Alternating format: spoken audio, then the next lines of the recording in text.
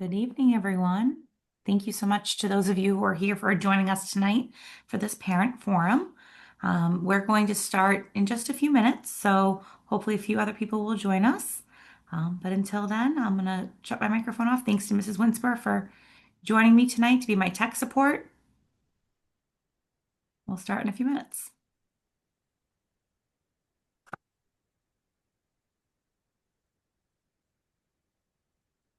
Share my screen too.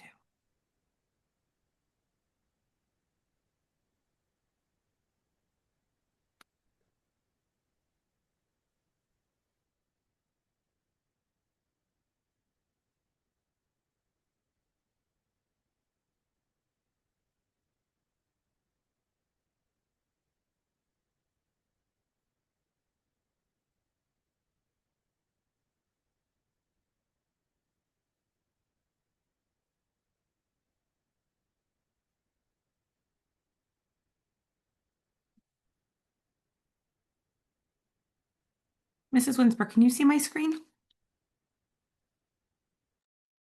Yes, I can. Great.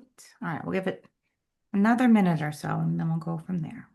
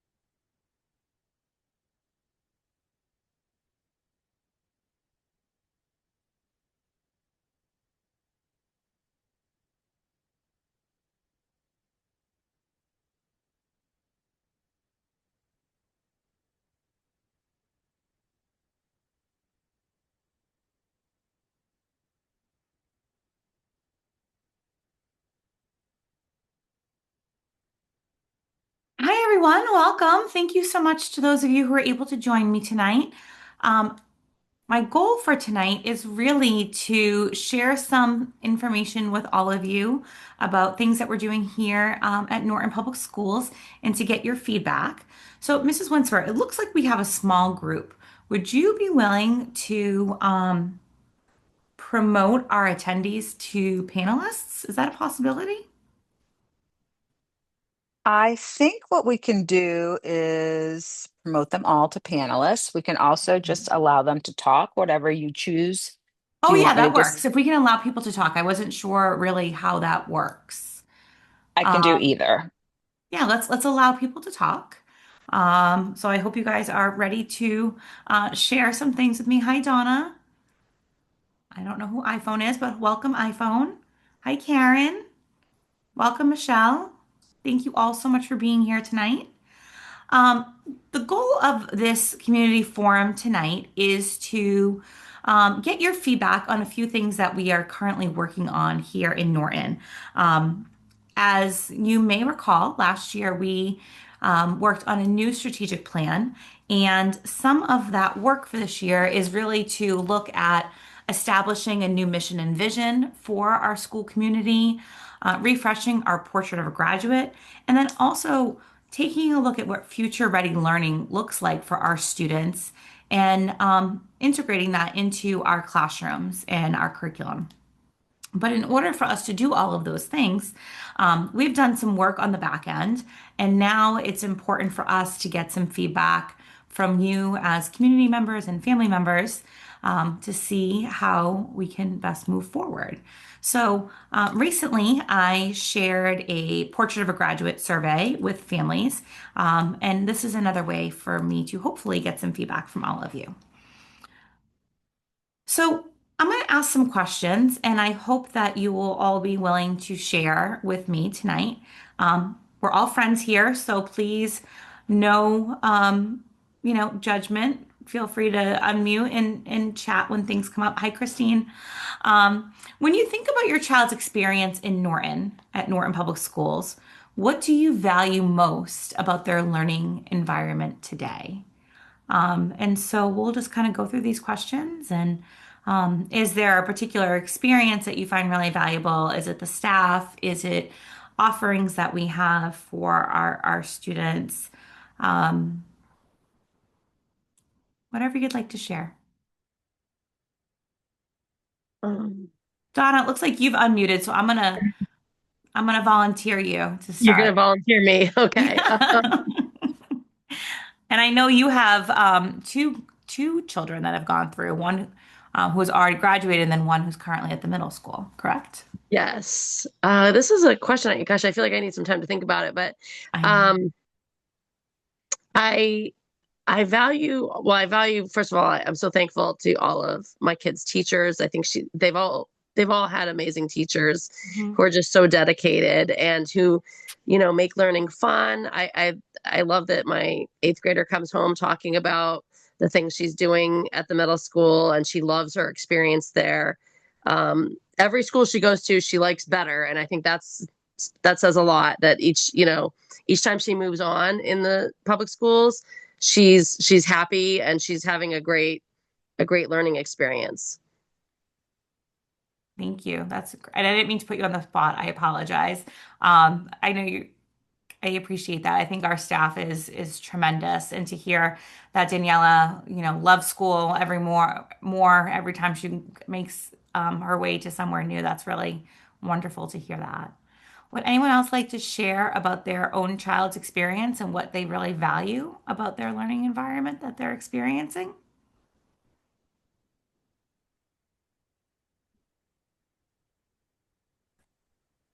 Hi, Karen. I unmuted, so I figured you knew it was going to be me.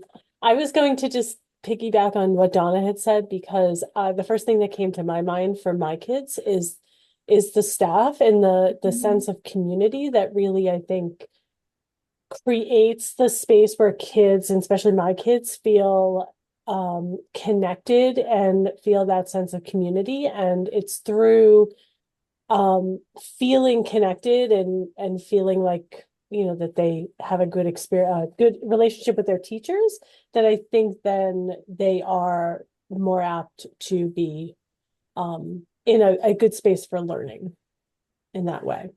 I love that connection. I think that's a huge component of any place where students, when they feel connected, they feel that sense of belonging. They feel it's a safe place for them to take risks. And that's what we want to see from our students as they're growing and learning with us. Thank you, Karen.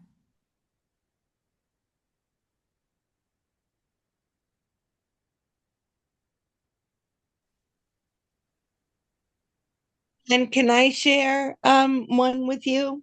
Is that Frucci? It is Frucci. How are Hi, you? Fruch. How are you?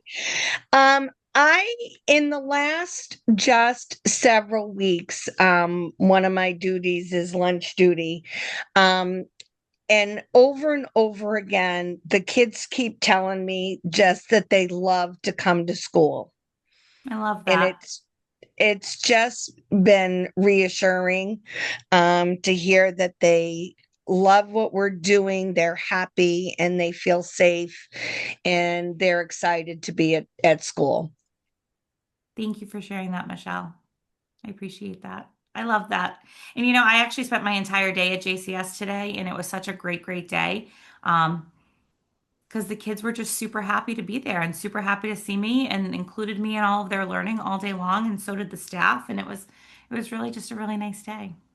And Karen Drain, you get the award for not being a Norton Public Schools employee on this call tonight. So thank you. All right, we'll go to the next one. What are your hopes for the skills and experiences that students will leave our schools with? What are we hoping that they'll take with them in their toolbox after Norton High School?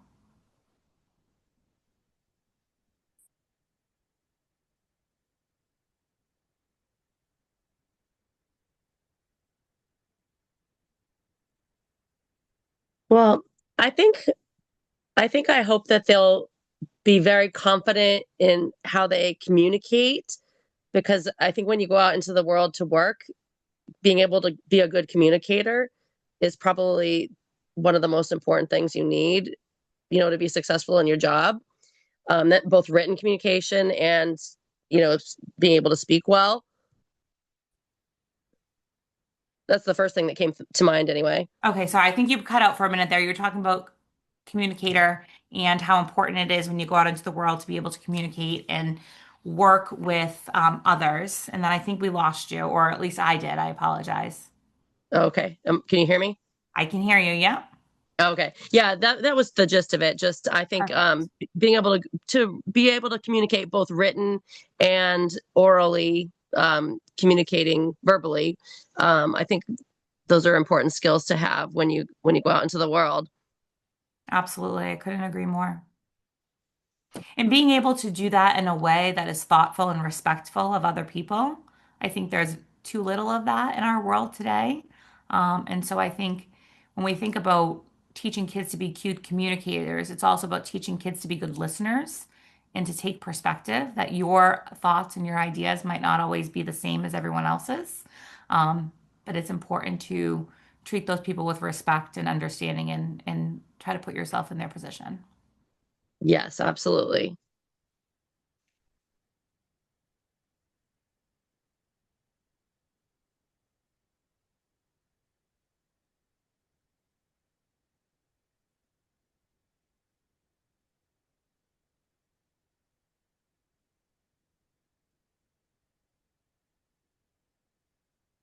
Anyone else want to share what their thoughts are, their hopes for the skills and experience that students will leave us with?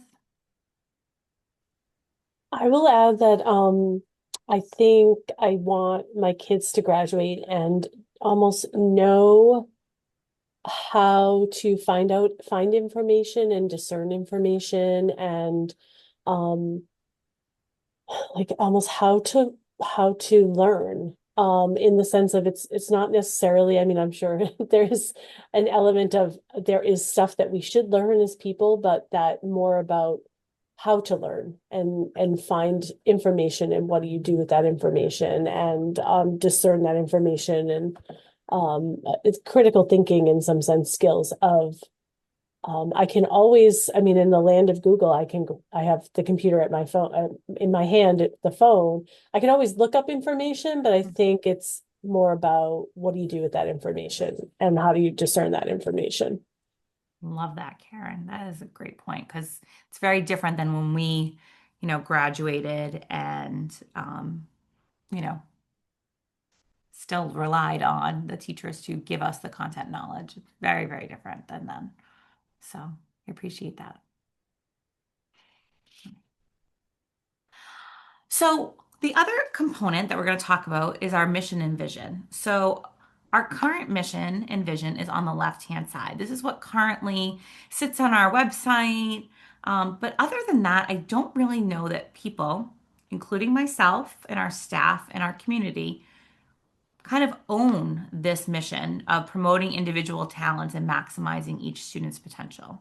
And it's something that I often say to groups of people when we're having these conversations. Do you know what our mission is? Do you own it? Do you think it's valuable?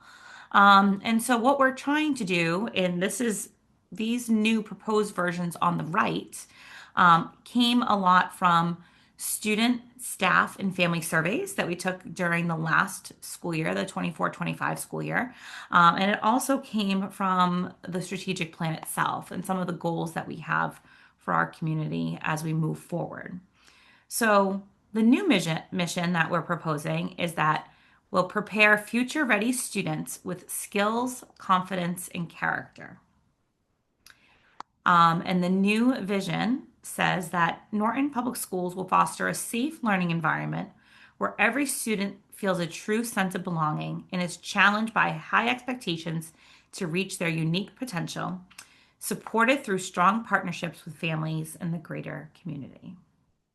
So, thinking about these proposed mission and vision, how well do you think that they reflect what you want for your child's education? or do they not?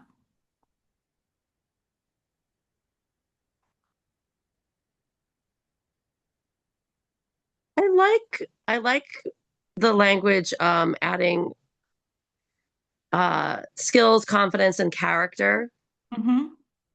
I do like that change from the current to the proposed. Okay, great. Thanks, John. I appreciate that. I do think, yeah, because a lot of it is instilling confidence that kids will feel ready to go after whatever their dreams are, and to be able to figure out where and how to get to where they want to be, what they need to do.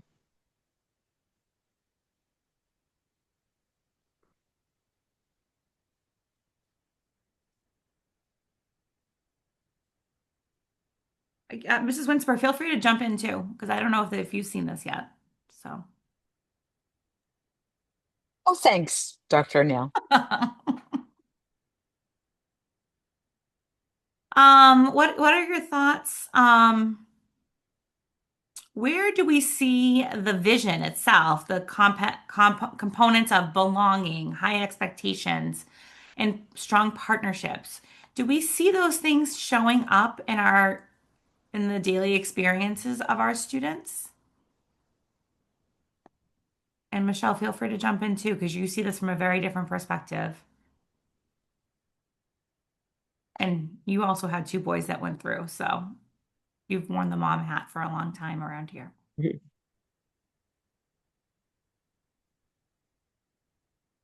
The change from what we currently have to the proposed one, Hmm. I think speaks a lot to where we are as in a country now where people are coming in and they are being challenged by food insecurities and housing issues. And um, I think the new vision takes an account for those changes. So more about, that sense of belonging, Yes. helping Yeah. students reach their unique potential. Yep. Safe learning. Yeah. Thanks, Michelle. I appreciate that. That's a great lens on this work. And I think the strong partnerships is really important because I think a lot about the partnerships that we have out in the community, like with Epione in terms of mental health support. And um, we partner a lot with Beth Rossi through not just the Norton Senior Center, but she's the um, resource person, the community resource person for people that are, having challenges with heating and utilities. The C2 Foundation that helps us a lot with the toy drive this time of year.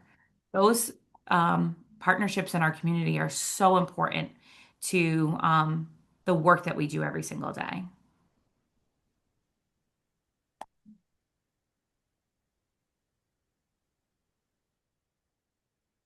Is there anything that we think is perhaps missing within this mission and vision that you've heard us talk about, or some of the work that we're doing right now really looks at, the individual talents of students and making sure that kids get a high quality learning experience? Are we missing anything here?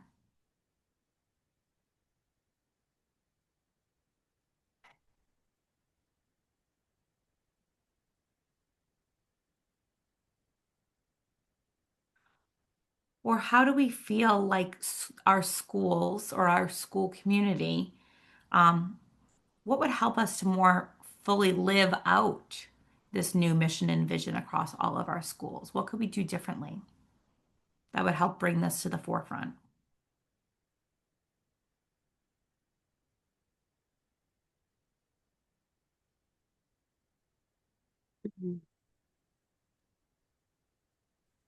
I think I keep looking at high expectations And I like the concept of it, of being challenged by high expectations, meaning we have opportunities.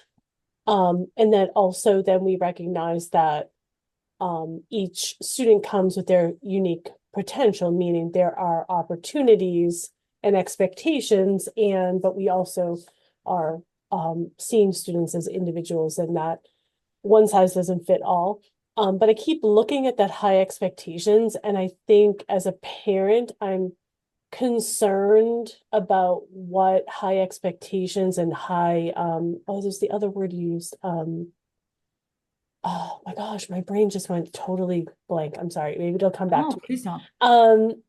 Like the opportunities that kids are presented with. Mm-hmm. I think as a parent, I am concerned that will that actually be able to be in practice and that opportunities will be there to for kids to reach their unique potential if um if we just don't have the resources to provide it. Thinking fiscally, right? Yeah, Karen? yeah, always.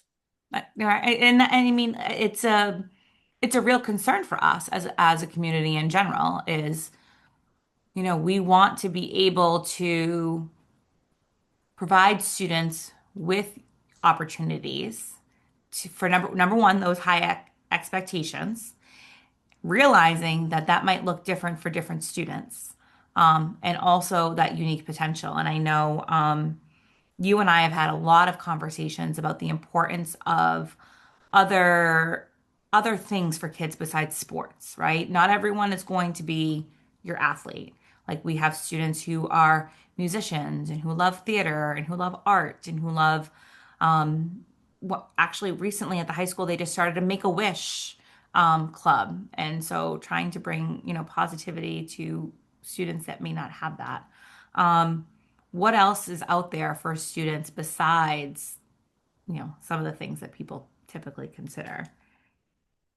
So I appreciate that. So that's a concern we have with financial constraints.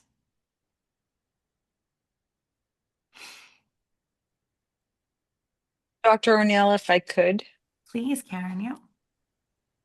I'll turn my video on so you don't have my instructional technology screensaver there.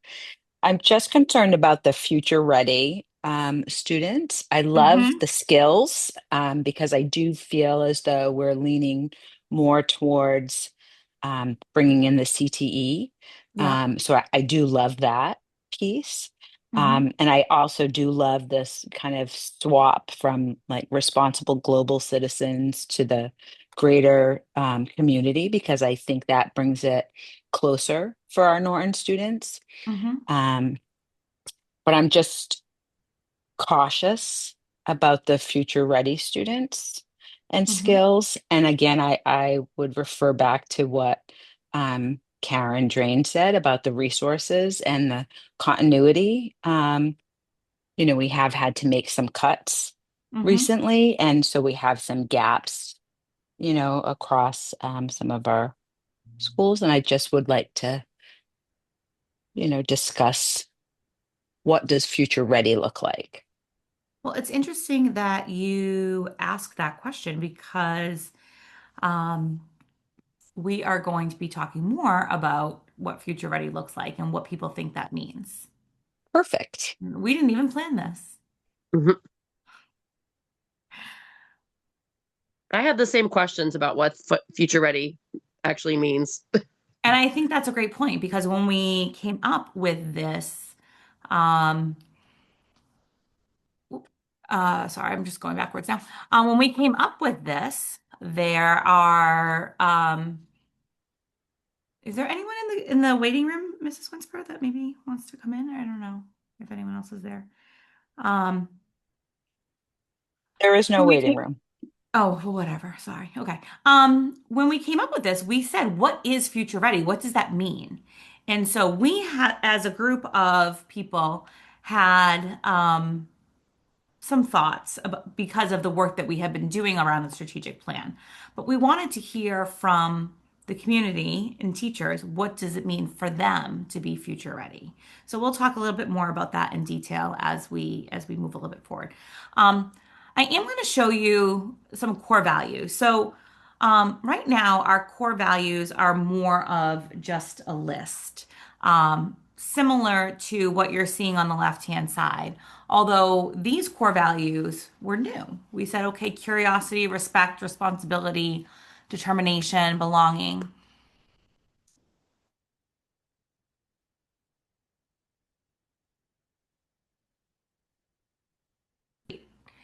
And one of our members came up with this instead.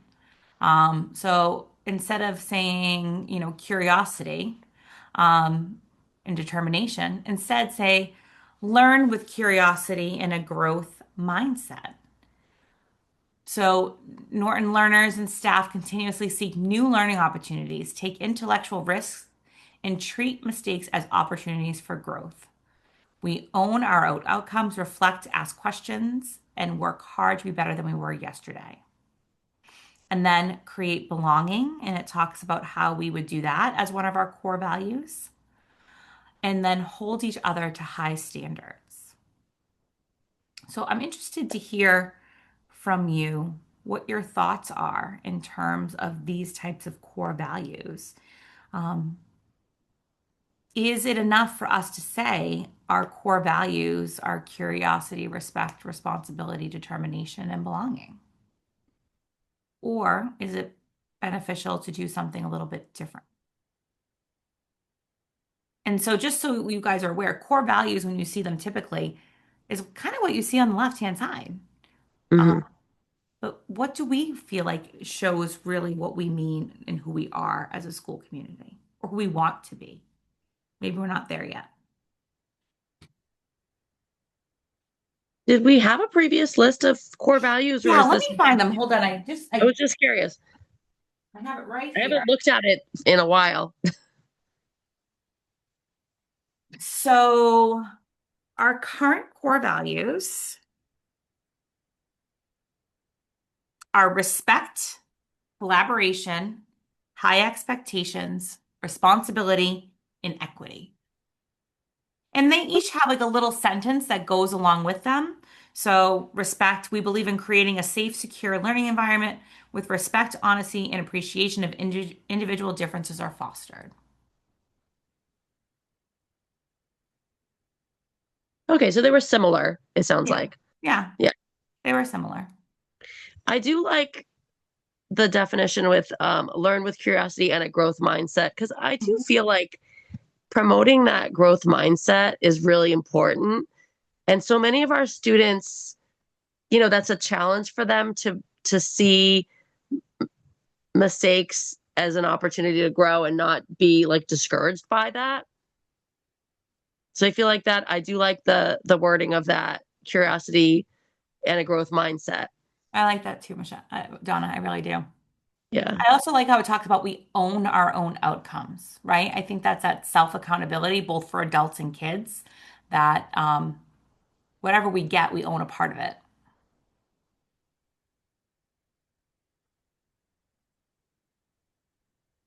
Anyone, feel free to jump in. I really like the way it's worded on the right. I feel like it's much easier to understand what it means. I mean, I think we all kind of have our own views of what the left-hand column means, but it's just much easier to connect with on the right. Like I can read that and I can almost imagine what that would look like in action. Thank you, Karen. Yeah, I and will say oh, sorry. I will say that it's interesting to read the first one with a high schooler because it's interesting to think about how something like treating mistakes as an opportunity for growth would look like in the high school because there's so much pressure for kids who certainly kids like my daughter who's on a certain track there Yes. that like the space for mistakes is difficult there if you're kind of driven. Well, and and I think that to me, treating mistakes as an opportunity for growth is a philosophical shift for some people. And like we are, I make mistakes every day, and I'm sure most people do. Whether you're willing to own that and say, hey, how can I be better next time? That's something different that is really challenging for people. And I think that if we're able to teach that to students at a younger age, but we also have to be willing to do that as adults because you can't say that mistakes are an opportunity for growth if your grading practices aren't supporting that. Michelle, were you gonna say something? No, I was just going to agree with Karen. I like the way that it's written out and you can really can visualize what it means instead Yeah. of just the bulleted points of curiosity, respect. Like the ones on the right are more, you can visualize it better. Yeah, thank you. Do you think we're missing anything on the right? So if we were saying curiosity, respect, responsibility, determination, belonging, if we said those are what we want those core values to be, did we miss it when we kind of expanded on them on the right?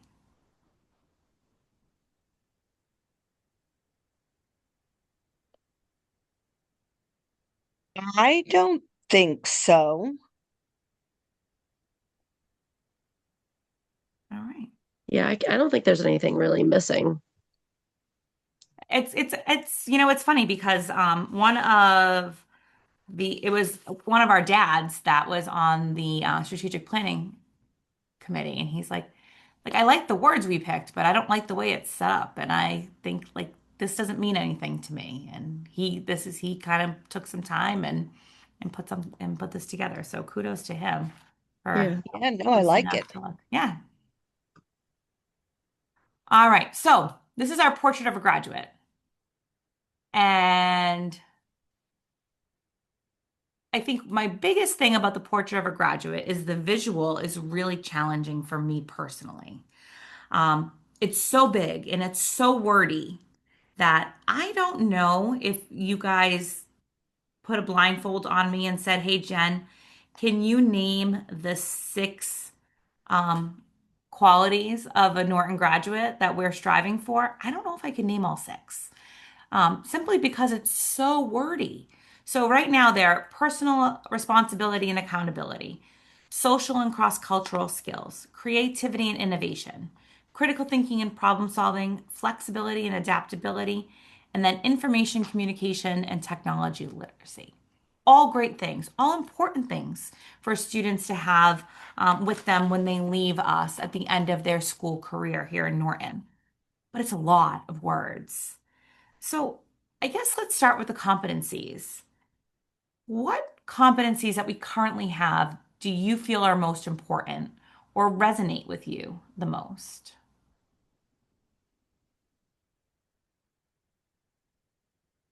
I think what pops out to me on this list is critical thinking and problem solving. Mm-hmm. Thank you, Donna.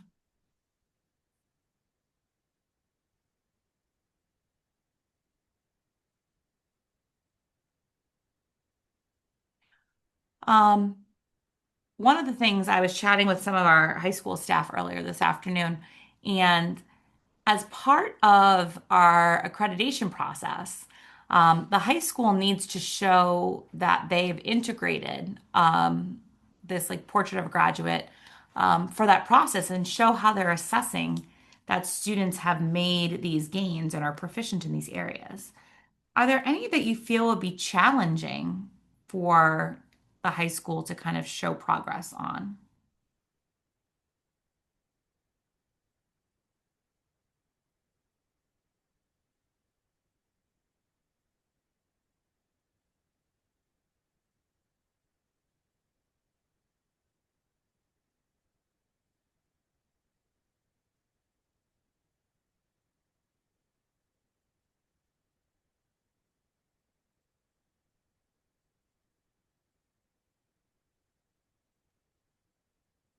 Jen, I think flexibility and adaptability Hi, Julie. is tough.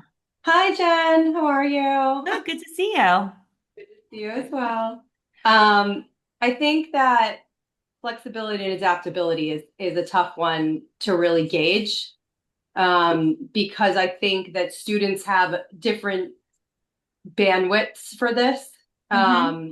Also, I think it's, you mentioned budget constraints, curriculum, we're up against, but we want to do what Desi wants us to do, right? Like we've got a lot of, guardrails, I guess, around us. So being able to provide those opportunities for varied roles, jobs, responsibilities, schedules, I think is a little bit challenging because Mm-hmm. of some other challenges that we have coming at us. So that one I strike as the most difficult to gauge, but probably the most important. Yes. Um, Right. How do arguably you for judge that? yeah, that's exactly like what it's so individual. Mm-hmm. Agreed. When you think of portrait of a graduate, what g- age span of students do you feel like this is applicable to?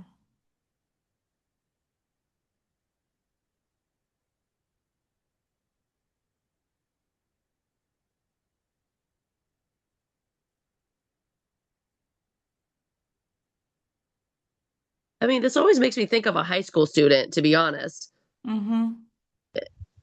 even though, I mean, that's really not the entire span of grades that we have in our school system.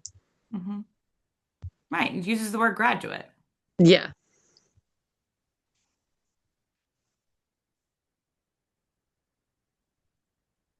And it's so wordy, this list here, that, it probably does, if you read through it probably does sound like you're talking about a high school student.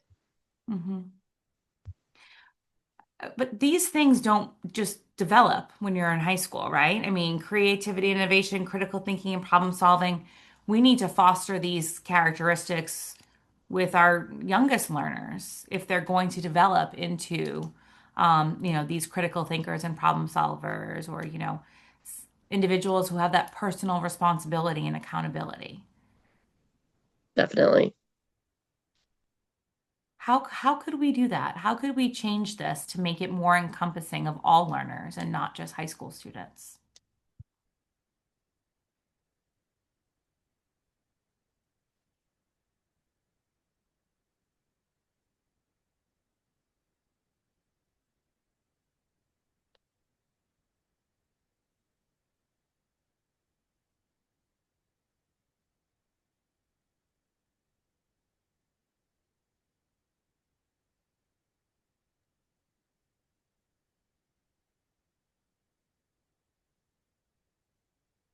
One of the things that our strategic planning group talked about was, would you say a portrait of a learner?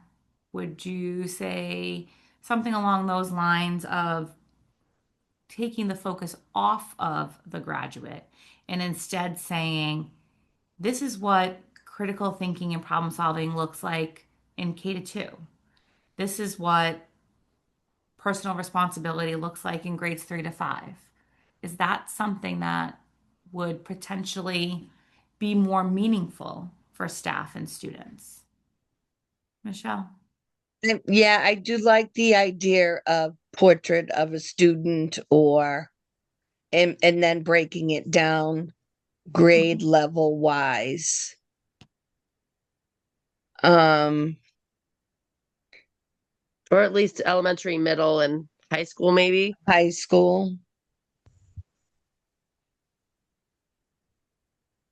We're doing a lot of work right now, district-wide, when it comes to learning targets for students and things like, I can read and write. I'm going to give you an example of something I saw today in a first grade class. I can read and write initial consonant blends. And so I was in a first grade classroom and they were reading words like stop and stamp and flop. And they knew what the objective was. They knew what they were supposed to be able to do.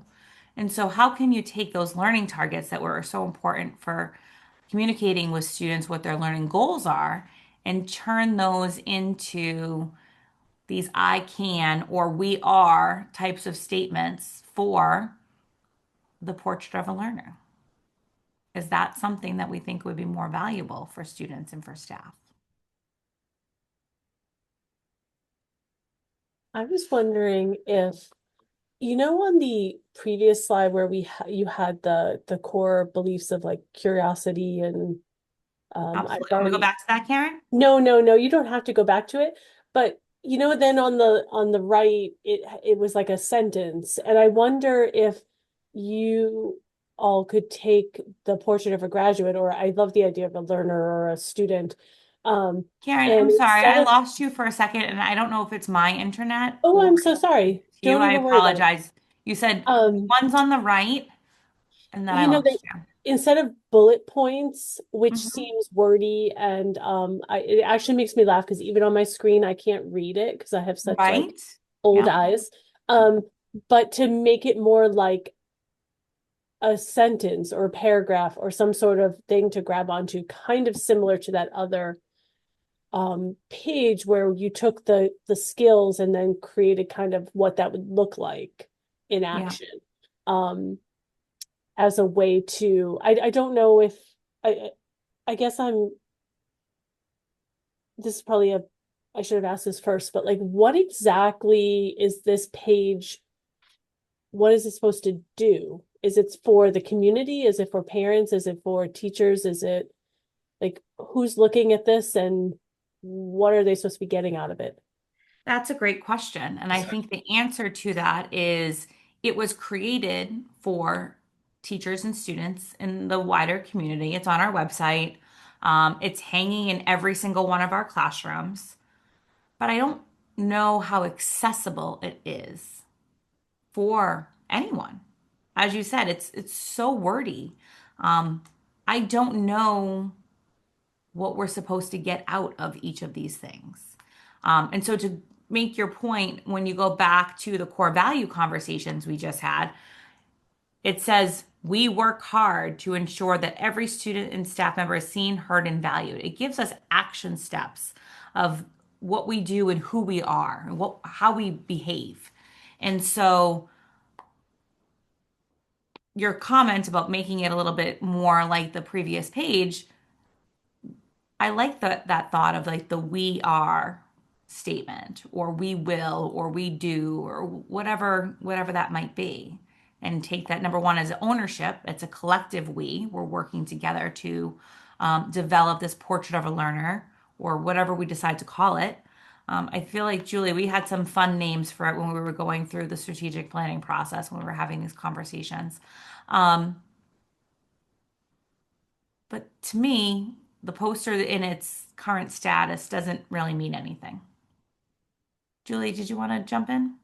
No, I mean we actually it's funny because like this is like coming full circle. We wrestled over this word graduate, kind of coming the same place, and I think, and I'm trying to remember, I think we ultimately landed with that is the goal, and so that's why we put it there. But I agree with you, Jen. When I look at this page, it's overwhelming, and so then I immediately can't digest it. So I Yeah. do. And then this has been this way for a long time. So like Yeah. Karen Winsper, how long do you think we've had this like this? 5 or 6 years? Oh gosh, at least I would say probably closer to 6 anyway. Right? And Karen Drain, I'm glad you said it was hard for you to read because I'm sitting here saying, zoom in, Jen. Like, can we pinch it? Like, because I can't read any of it. And this is hanging in my office. And so if I blindfolded you, could you give me the six? No, but I could say something with technology, right? Like, that's the only thing. Um, but even that, Right. it's just too much. It's been too much since It's beginning. conception. Yeah. And I think making it something that kids kids can own and teachers can own would would allow us to have better conversations about what this really looks like. I do like the connection, trying to make the connection to the mission and the vision and the core values. Like I think that would be really, really important with also like the grade bands, like taking all the feedback that has been offered tonight, I think would be very valuable Yeah, to try to really gel it together, I guess. agreed. Agreed, agreed. All right. We have a small group, so I'm going to go on to our next items here. And this is the future ready conversation. So Julie was a part of our strategic planning team. So this is a big conversation that we had. What does future ready actually mean? And, please, what does it mean for you? What does it mean for your child? What do you envision when you think about future ready? And Mrs. Winsper, feel free to jump in on this one too, because this is very much in your wheelhouse.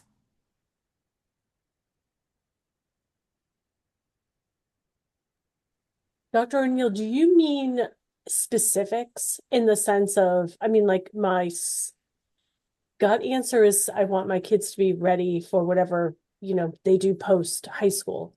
But do you mean specifics like, oh my gosh, my mind just went blank, but something to do with technology or some like specifics regarding future ready or Whatever you think that means. And oh, I okay. think I have to it's laugh because challenging my because teenager came technology in and is my teenager changing. came in and she said it means ready for the future. And I said, thanks for being super obvious. Okay, that works. That works. Like, oh, thanks. Yeah, ready for the future.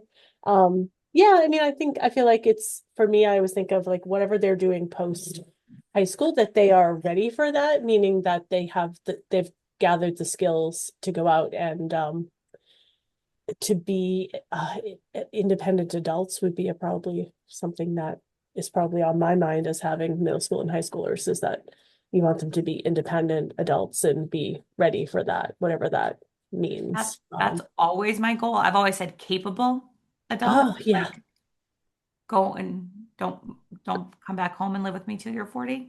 That's my goal as a parent of middle schoolers and high schoolers too. I feel like I heard a phrase and it was like, healthy birds fly the nest or something like, it was like such a funny way of putting it, but Yeah. and it's not really have to be When healthy, but my just boys ready. were growing up, I just wanted them to be able and yeah, and just be ready to do the best that they can do when they grow up. Yeah, right? Whatever that means for them, Whatever. Yeah. Yeah. And they've done it. So that's a plus. which is amazing, right?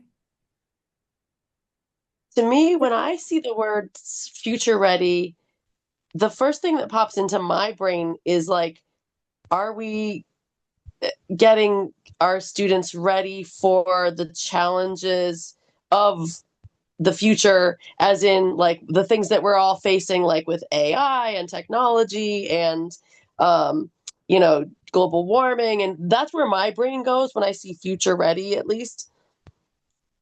I don't know if anybody else is thinking in that, like not necessarily just what does the future hold for my particular student, but like just the future that we're all facing as a Mhm. society. Thank you, Donna. And I think this is so interesting because we're all coming up with something a little bit different. And I think that's the point of this conversation. Julie. Yeah, I think so. My brain goes to if future ready is broad enough for whatever's next, knowing that every student culturally, has a different maybe predisposed path, or whether they're going to go into the service or they're going to go into a trade or they're going to do education or travel or whatever it might be. I think that's what future ready means to me. But if there is one thing that I think future ready someone is that it's not only about the education, but it's about the experience.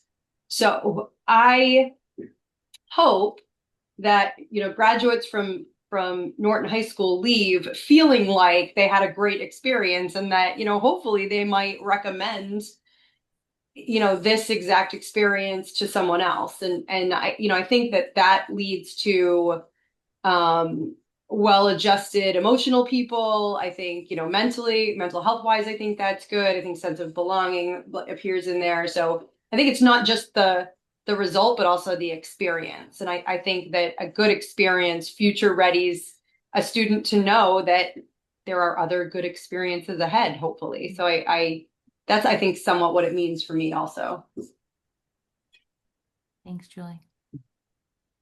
Mrs. Winsper, I'm gonna put you on the spot now. I knew you were going to put me on the spot. I always think of and I'll always go back to the 4 C's, right? So when we talk about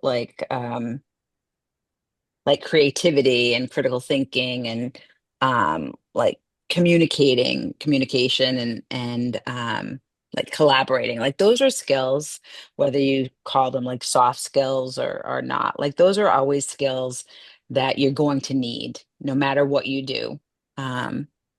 And I feel as though when we're talking about preparing our students for their own futures, right? To be future ready, it's not like my future or it's their futures, right?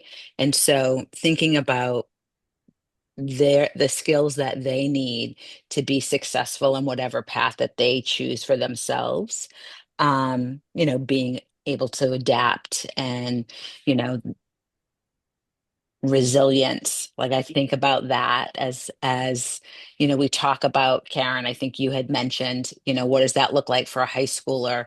That growth mindset. It's being resilient, right? It's knowing that maybe they're on the sports team and they have a losing season instead of a winning season, and then they still come back next year, to play. Um, but it's those types of skills that we can't necessarily measure, but we have to still develop, right? Um, and then the technology piece, because of course I'm always the technology person. Those are just ubiquitous, right? And so they permeate everything. We can't look at them as being separate. So they're just a part of what we do. And the expectation is when we're doing and developing all of this, we just can't single out technology. It's just a part of teaching and learning, if that makes sense. Any other thoughts?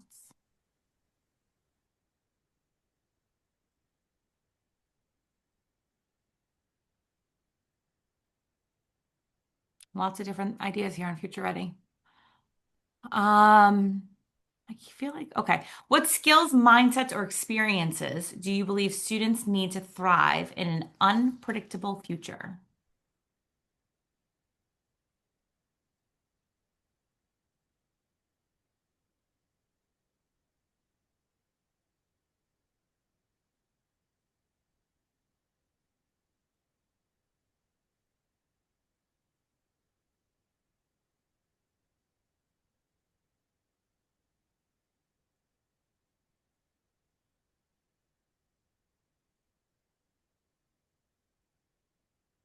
What comes to mind immediately for me is what Karen just mentioned was flexibility and resilience. But also, I think being respectful and empathetic goes a long way, especially nowadays. Mm-hmm.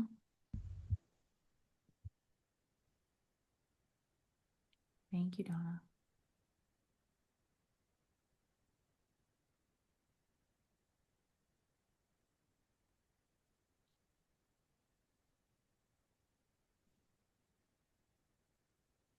I will say that I agree about the respectful and the adaptability, the flexibility piece, and kind of the grit and the determination when things go not the way you expected, and that it can lead to other things that you might not have planned for. But I do, Donna said something about the empathy piece, and I know one of the the I'm sorry, I don't even know what they're called, but the core beliefs there of kind of multiculturalism that was there on the Mm-hmm. portrait of a graduate. Um, Yep. I do think that I'm not even sure what that the word I'm looking for is. I think it was like It's like global something, global yeah, and it was I citizens. do think that like especially kids who grow up in a town like Norton that doesn't necessarily have a super diverse population, Mhm. I do think it skills of kind of that other people have different perspectives and that you can learn from that and you can um it's a really great opportunity to actually meet people who have different experiences from you um and to see things in a different way.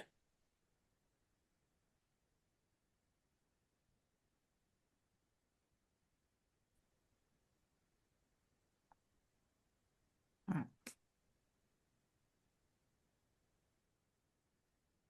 Can you guys hear me okay? Yes. Okay. What does future ready learning look like in a classroom setting? What do you think that might look like?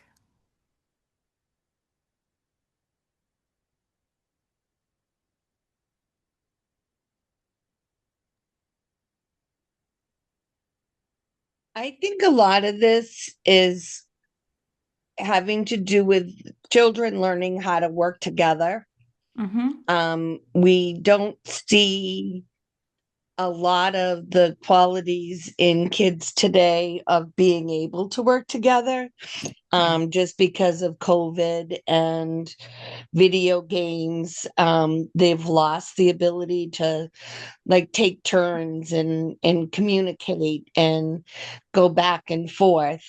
Um, and I hope at some point we can get back to that Mm-hmm. where we can work with children on how to be a part of a team to work on a common goal. Yeah. Have we seen any shifts in that with our youngest Um, students? a little bit. I mean, not a lot.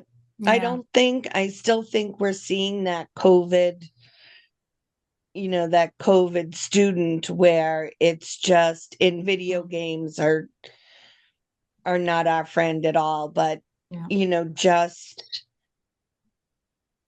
them being able to listen to somebody else or to have a conversation. um I think it's hard still for students to do that. Agreed.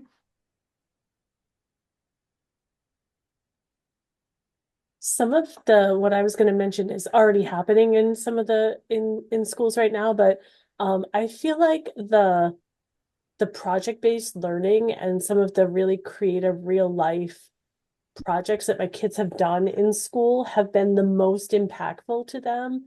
They're definitely the projects that they come home and they tell me about in Yeah. depth and they're excited about.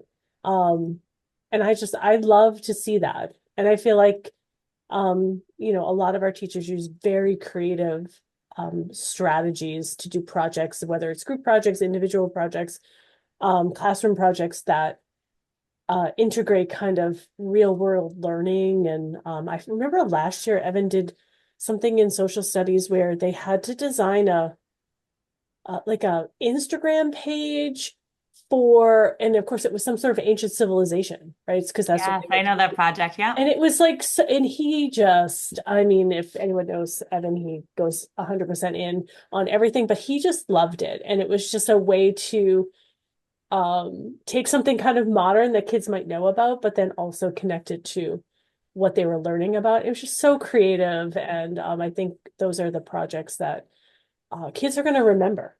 I mean, I remember them and I wasn't even doing them. Awesome.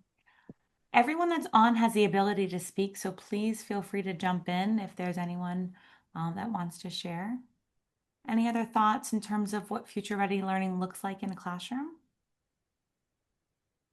I was just going to add, I also like the emphasis on project-based learning. Mm-hmm.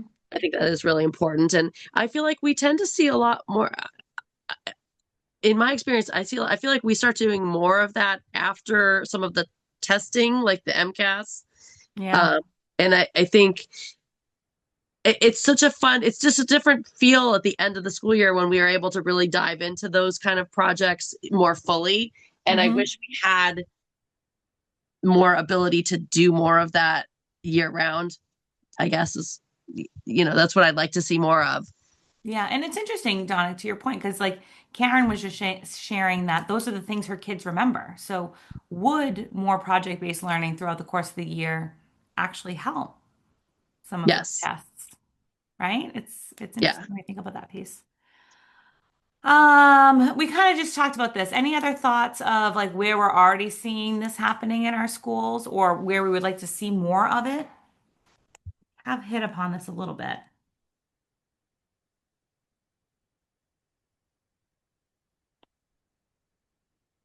All right.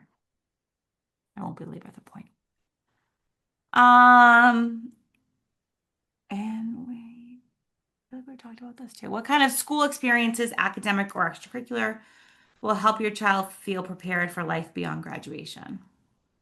Other things that we can do to help kids get prepared for the world out there.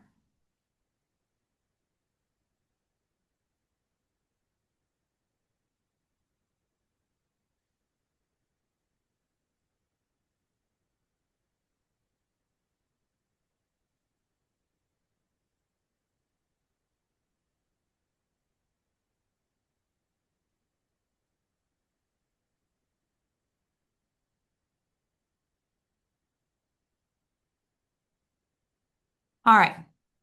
We have two questions left. So, what do you believe is the most important thing our district should focus on as we plan for the future? And I'm going to go that it goes without saying that we need to, continue to focus on fiscal concerns, and, work with the town in order to see what better ways to do that we can do. I do know that currently they are looking at the Chapter 70 formula at the state level. I spent a few hours on a call the other night with some of our senators to take a look at that formula. And there was a bunch of people kind of sharing and testifying their experiences in their school communities. So that is something that they're working on. But what is the most important thing that we should focus on as we plan for the future?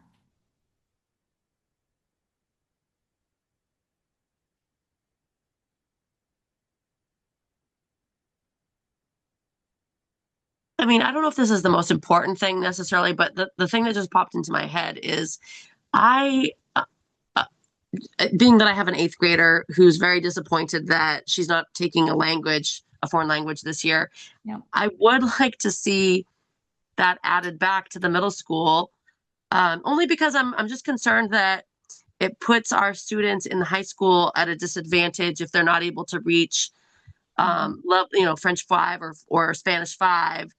Um, you know, I think to be competitive, that's what colleges expect, and so that does concern me. That's just one small thing. I don't know if it's necessarily the most important thing, but Mhm. Thank you, Donna.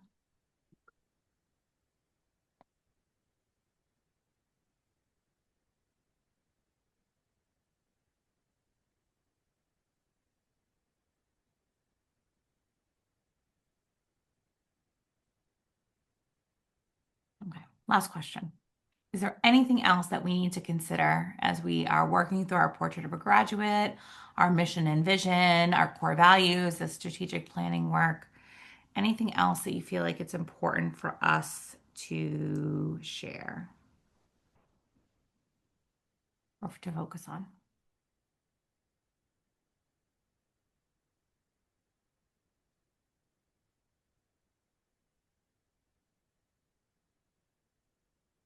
Well, if you don't have anything, I want to thank you all for coming and joining us tonight. If you haven't completed the Portrait of a Graduate survey that I sent out last week, please do. I will be sharing that out with families and staff again this week. So that will be really important for us to take a look at and to help make that document a little bit more manageable and usable for our students and our staff. But thank you all for coming. I'm going to stay on for another minute in case anyone has anything they want to share. But I appreciate your time. Thank you. Thank you, Jen. Good to see you all. Thanks. Thanks. Thank you.